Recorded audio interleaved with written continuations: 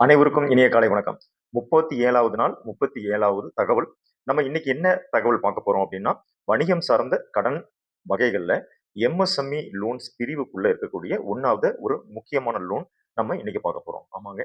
அதோடைய பேர் வந்து பார்த்தீங்கன்னா, எஸ்ஐடிபிஐ சிட்பி அப்படின்னு சொல்லுவாங்க. ஆமாங்க. எஸ்ஐடிபிஐ லோன்ஸ் அப்படிங்கிறத நம்ம இன்னைக்கு பார்க்க போறோம். இந்த எஸ்ஐடிபிஐ அதோடைய விரிவாக்கம் என்ன அப்படின்னு பார்த்தீங்கன்னா, small industrial development bank of India. இது ஒரு வங்கி.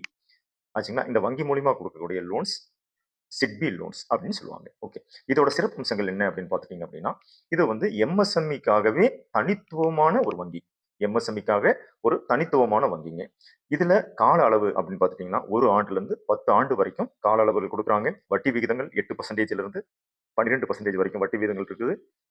இந்த வட்டி விகிதத்துல வட்டி மானியமும் கொடுக்குறாங்க. ஆன்லைன் மூலமாக நம்ம லோன் விண்ணப்பம் பண்ணிக்க முடியுங்க. சில எக்ஸ்பிரஸ் லோன் அப்படின்னு சொல்லிட்டு இதுல இருக்கு. அது வந்து பாத்தீங்கன்னா 48 மணி நேரங்கள்ல சேங்ஷன் ஆர்டர் நமக்கு கிடைக்கிறதுக்கு வாய்ப்பு இருக்குங்க.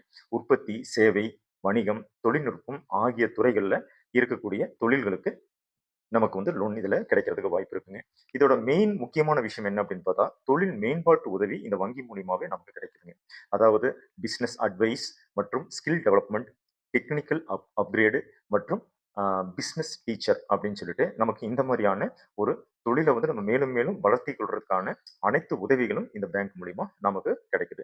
இப்போ இதுக்கு என்ன மாதிரியான தகுதிகள் வேணும் அப்படிங்கிறத நம்ம பார்க்க போறோம். பதிவு செய்யப்பட்ட எம்எஸ்எம்இ நிறுவனமாக இருக்கணுங்க. கடன் தொகையை பொறுத்து வருமான வரி அல்லது ஜிஎஸ்டி தேவைப்படலாம். சிபில் ஸ்கோரை பொறுத்த வரைக்கும் 700க்கு மேல இருக்கணும். சிபில் ரெக்கார்டு ரொம்ப கிளியரா இருக்கணும். டிஃபால்ட் இருக்கக்கூடாது. பிசினஸ் பிளான் மற்றும் சேல்ஸ் ரெக்கார்டு வந்து நம்ம இதுக்கு சப்மிட் பண்ற மாதிரி இருக்கும். Aadhaar card, PAN card, bank statement, project report, business plan கட்டாயம் இதுக்கு கொடுக்கணும். இதுல இருக்கக்கூடிய நன்மைகள் என்ன அப்படின்னு பாத்தீங்க அப்படின்னா, குறைந்த வட்டியில நமக்கு லோன் கிடைக்குதுங்க. நீண்ட கால கடன் அளவு கிடைக்குது.